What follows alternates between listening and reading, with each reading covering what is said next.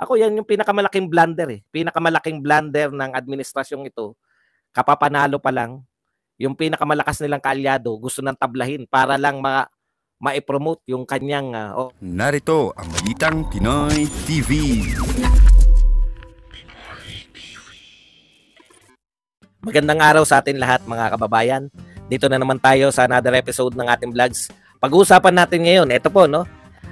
Ito po muna, tatlo muna. Ito pong rating ni Pangulong BBM. Bumagsak po ng double digits. Grabe po, lalo na po sa Mindanao. Ang laki po ng binaba ni PBBM. Approval and trust rating. Yan. Ayan na po yung epekto ng kitang-kita na po natin na ikalawang taon pa lang. Halos mangayaw na mga Pilipino. Lalo na po yung pag-usapan din po natin ito. At syempre, ano pa ba? Marami pa eh. Meron pang isa yung nagdeklara po ng no more declaration of all-out drug war ang ating bagong PNP chief. Nakakatakot kasi yun nga pong nawala lang si Pangulong Duterte. Antindi na ng psychological impact nun sa mga naghanap buhay sa droga. Ito pang mismong PNP chief ang nagdeklara na no more declaration of all-out drug war.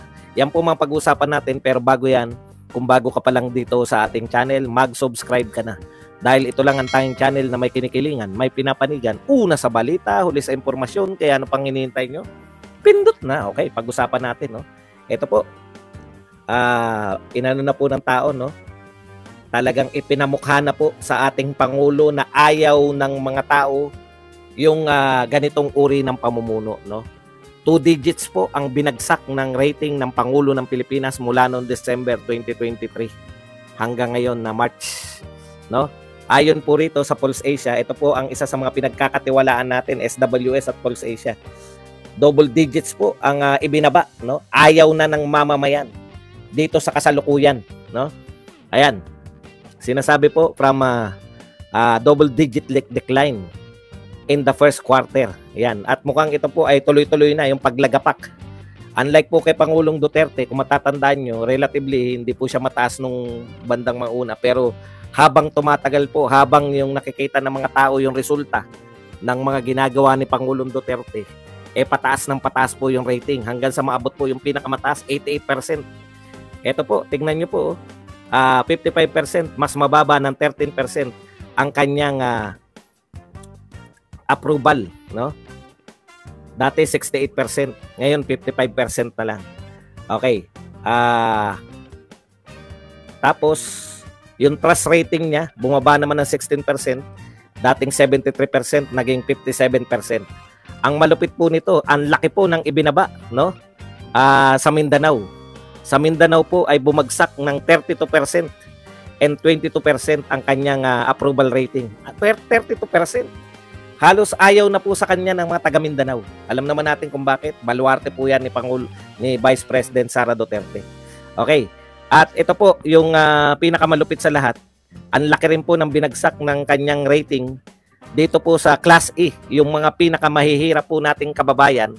Yung Class E po na may pinakamalaki rin pong boto. No? So lahat po ng to, isa lang po ang sinasabi na nire-reject na po. Ayaw na ng mga tao yan. Biyahe ng biyahe. Yung pakikipag-engage dito, pakikipagmatigasan sa mga kapitbahay natin na pinagmamalaki pa na para tayong wala pa po yung ngayon lang yung expose ni Maharlika eh. No, ito pa po, ano pa po to yung nangyayari lang na hindi ma-resolve lahat ng mga naunang problema. Hindi pa po kasama, kailan lang yung expose ni Maharlika? Dalawang araw pa lang ang nakakalipas. Hindi pa po umiepekto yan. Pag umepekto yan, mas mababa po ang rating. Wala pa rin po. Wala naman pong sanay na po tayo na wala pong reaksyon, no? Hindi po magre-react yan. Alam na po natin mangyayari, hayaan lang yan. No reaction. Meski dyan sa mga yung mga vlogger, siyempre atake pa rin sa Duterte, no? Atake pa rin. Maudigs, si Digong pa rin. Ayan po pinakamalaki yung problema no? Yung pinakamalakas ninyong kaalyado ng mga Duterte, si Sara Duterte, naisipan yung tablahin para lang sa Kamag-anak Incorporated. Ako yan yung pinakamalaking blunder Pinakamalaking blunder ng administrasyong ito. Kapapanalo pa lang, yung pinakamalakas nilang kaalyado gusto nang tablahin para lang ma-promote yung kanyang maging next in line yung Kamag-anak Incorporated, na hanggang ngayon naman hindi makalagpas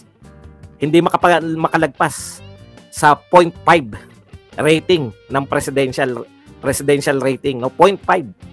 Hindi po maka 1% man lang, habang si Tulfo at saka si Sara Duterte 35 tabla, no? Statistically tied sa first place.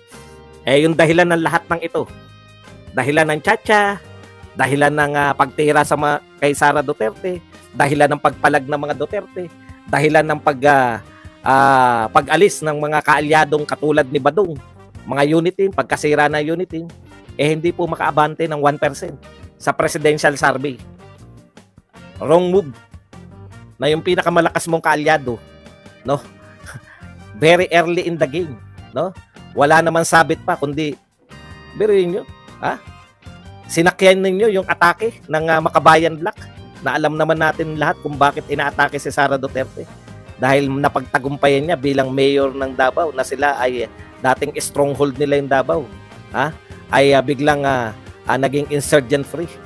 Ayan po yun. At namili kayo. Gusto nyo pa ng mga dilawan mga dilawan, kayo na lang ang bumubuhay sa mga dilawan. Sa totoo lang, nagkaroon lang ng buhay uli ang mga dilawan nung kayo. Durog-durog na yan eh. Zero diretso na yan.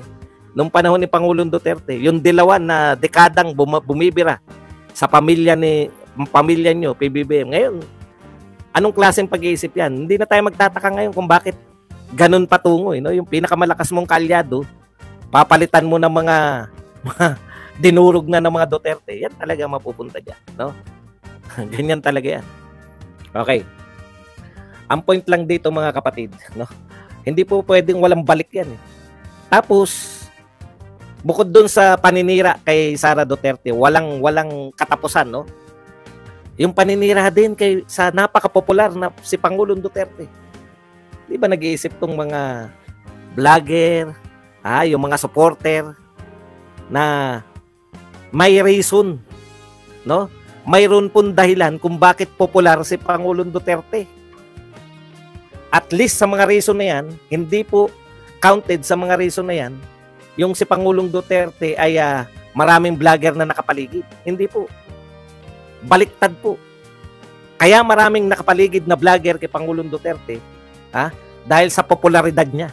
Hindi po the other way around. O nakita nyo, nagbaliktaran na. Yung mga dating nakakabit kay Pangulong Duterte dahil gustong maghanap buhay, katulad ng mga nasa inyo na ngayon, wala rin naman palang silbi. Ibig sabihin, marami pong nagsisikat dahil kinabit nila yung sarili nila. Hindi, baliktad po. Hindi po yung mga vlogger ang nagpasikat kay Pangulong Duterte.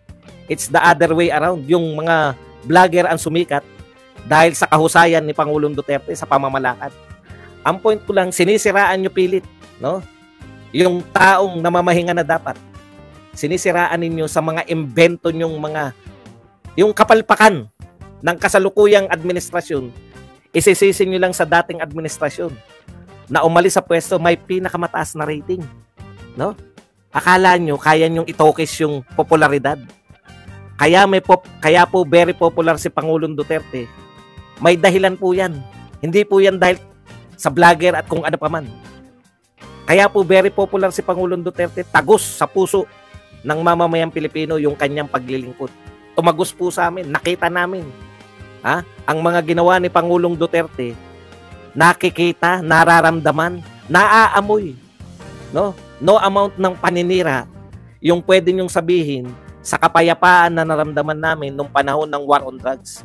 Walang amount ng paninira ang tatapat sa nakita naming pag-unlad, no? Malapit na sanang umunlad o unti-unti nang umuunlad nung panahon ng Bill. Wala pong amount ng paninira ang magsasabi na palpak yung paglilinis ng Manila Bay pagkakaroon ng Dolomite Beach na dating basurahan na ngayon ay pinapasyalan. Wala pong amount ng paninira yung pinaganda niya yung Boracay at karapat-dapat na ngayon na matawag na talagang isa sa mga pinaka-dinadayo. Wala pong amount ng paninira na yung NAIA, no, na panahon ni Pangulong Duterte ay most improved, top 10 most improved airport sa buong daigdig ay bigla po ngayon kasama na sa worst airport, no? Hindi niyo po pwedeng isisi kay Pangulong Duterte kada kayo ay pumapalpak sa inyong mga ginagawa ngayon. Wala pong amount na paninira, lalo na dyan sa mga vlogger na dating maka-Duterte ay magsasabi ngayon na pro-China si Duterte at siya yung nagdala sa atin ng kahirapan. Hindi nyo po masisiraan. Dahil kailan lang yung panahon ni Duterte. Kailan lang po nakaramdam ang mga OFW na wala silang poproblemahin. Yung kanilang mga anak, pamilya na narito ay hindi magagambala dahil tahimik ang mga lugar. Dahil mayroong war on drugs. Sagot ni Duterte ang kapayapaan. Kailan lang ramdam namin na kami payapa? Kailan lang naramdam namin na may pangulo? Wala pong amount na paninira yung gagawin ninyo para siraan si Pangulong Duterte at akala nyo kaya nga hindi makalampas si Martin sa 1% dahil kitang-kita ng mga tao na lahat ng paninira, no, ay galing dyan sa House of Representatives. Ito na nga mga kabalita. Ano na ang masasabi nyo patungkol sa balitang ito? Please comment down below mga kabalita. Pag-usapan natin yan sa comment section. At kung di ka pa nakasubscribe sa ating channel, baka naman